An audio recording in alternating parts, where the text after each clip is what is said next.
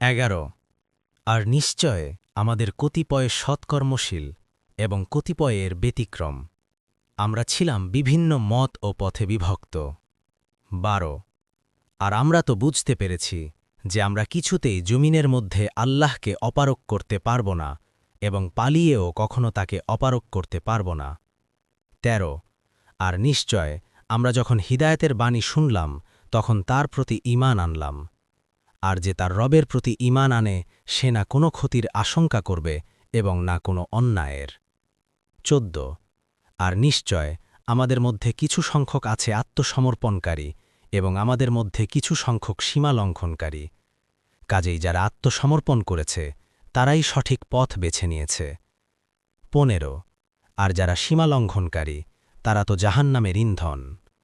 16 আর তারা যদি সঠিক পথে অবিচল থাকত তাহলে আমি অবশ্যই তাদেরকে প্রচুর পরিমাণে পানি পান করাতাম। 17 যাতে আমি তা দিয়ে তাদেরকে পরীক্ষা করতে পারি। আর যে তার রবের স্মরণ থেকে মুখ ফিরিয়ে নেয় তাকে তিনি কঠিন আযাবে প্রবেশ করাবেন।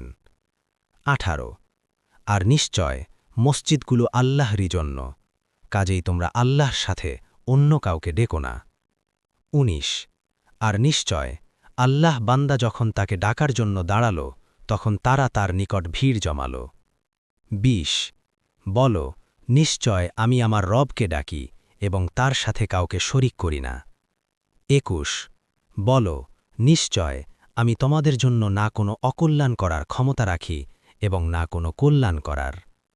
22 বলো, নিশ্চয় আল্লাহর কাছ থেকে কেউ আমাকে রক্ষা করতে পারবে না এবং তিনি ছাড়া কখনো আমি কোনো আশ্রয়ও পাব না।